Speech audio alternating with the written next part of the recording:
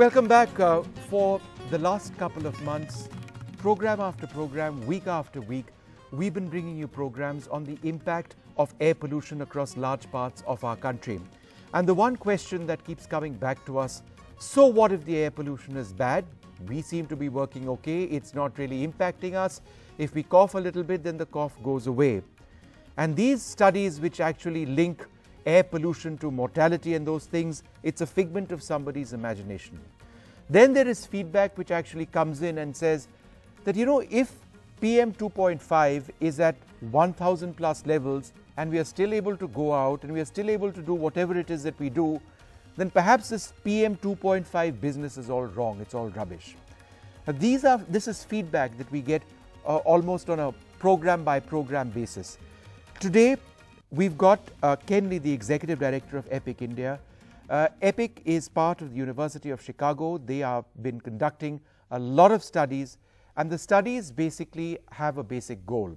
What is the direct, immediate, statistical link between air pollution across the world, in this case in India, and mortality?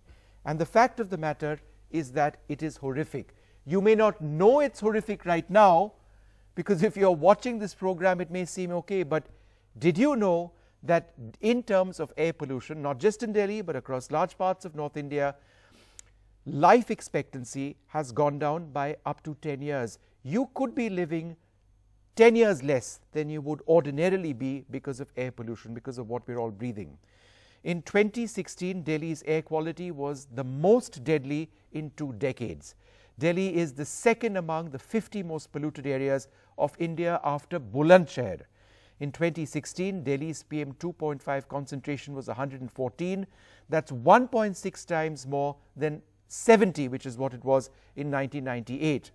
India is the world's second most polluted country, trailing only Nepal. Pollution in Bihar, UP, Haryana, Punjab and Delhi was substantially higher than other areas.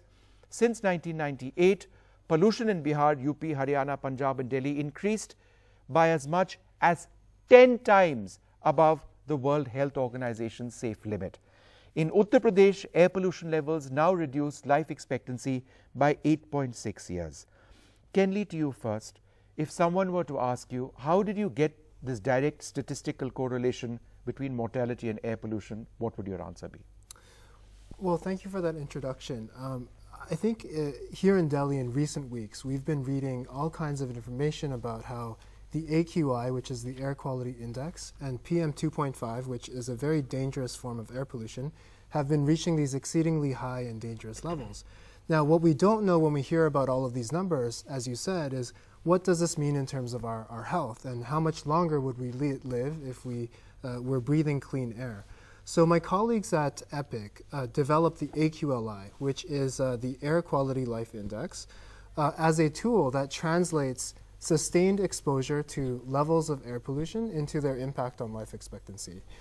And what the AQLI tells us, as you said, is that if Delhi were to reduce its air pollution from 113 micrograms per cubic meter in 2016 to the WHO safe limit of 10 micrograms per cubic meter, people would live more than 10 years longer.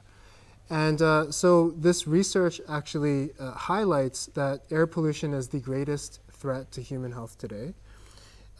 It's actually rooted in recent economics research. So when we look at data about air pollution and health, we don't know if we're looking at a correlation or if we're looking at a causal relationship. And so what the research has done is it's taken an estimate, a causal estimate of the effect of air pollution on life expectancy, and it has combined that with high-resolution satellite PM 2.5 data around the globe, and has put those two things together to create this map that shows people. You could actually go onto our website and see this, but you could see as you zoom into different countries and into different states and cities, what is the health impact of the air pollution over a period of time as you go over through the period of time? Yes, that's right.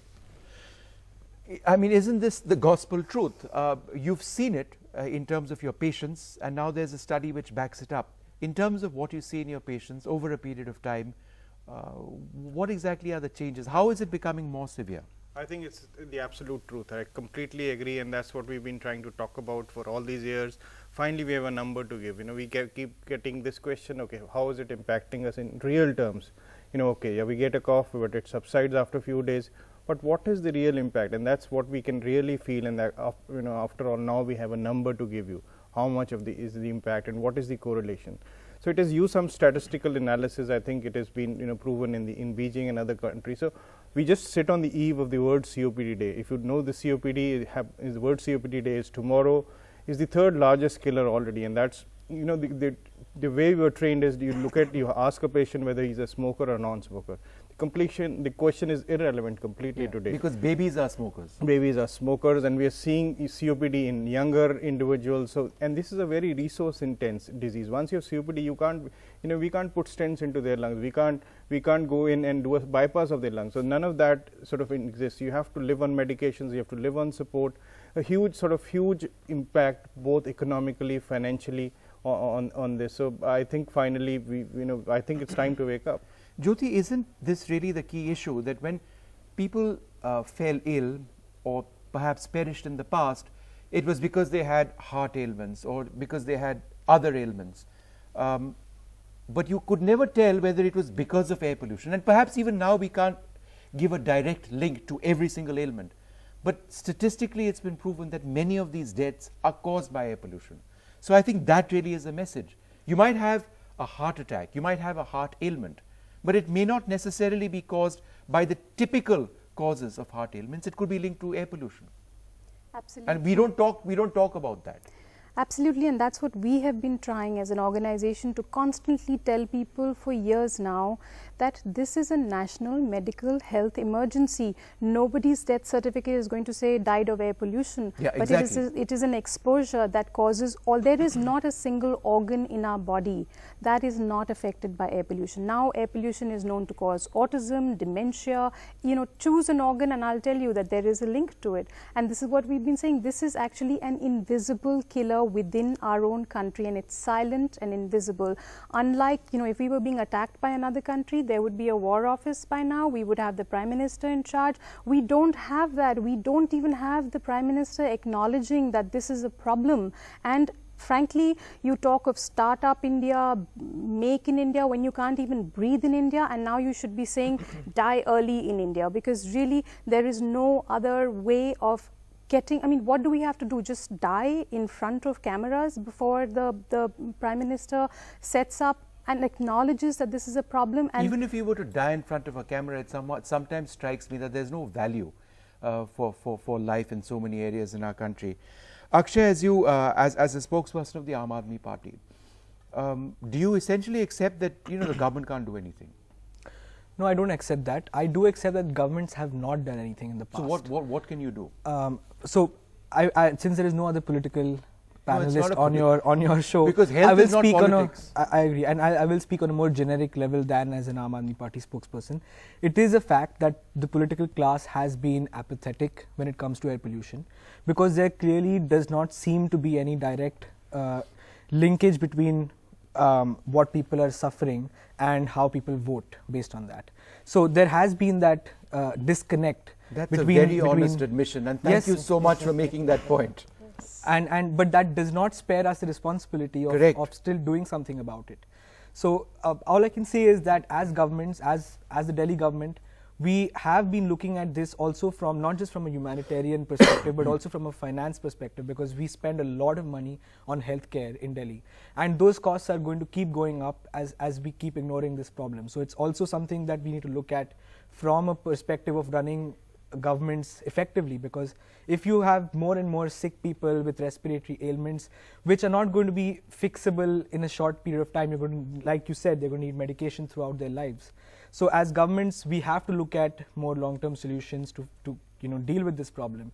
And I think I can say very honestly and candidly that as the AAP government, in the first year or so, there was less awareness when it came to air pollution, even inside the government. But as soon as in the last couple of years or so, when the smog problem really exploded on Delhi in the last 2 years, the government has pulled up its socks, and we did set up a green budget in last year's budget, and there is a 26-point plan spread across 5 departments that has set set targets for cutting down emissions, that whatever the government can do when it comes to emissions. But that's only what we can do from that is within Delhi, and therefore, like you said, that it's time that the central government steps up, because if all of North India is affected, then each state doing its own bit is not going to be enough. Cloud seeding. You need a. We're reading about it in the papers. Are you going to try and induce rain in Delhi in the next 1 week? As far as I know, I don't think such a proposal is on the table. What we can do right now is basic things like making sure that there are water sprinklers on every PWD road, which is happening, by the way. If you go out in the streets of Delhi, go out after 11 o'clock, you will see street after street that is being sprinkled with water. And taking emergency measures like making sure no construction is happening. There are environment marshals in Delhi that are still working even at this point in the night to make sure that as soon as dusk sets in, that people don't start construction again. So this is the extent to which governments can play a role at this point in time. There needs to be a more long-term strategy when it comes to tackling air pollution.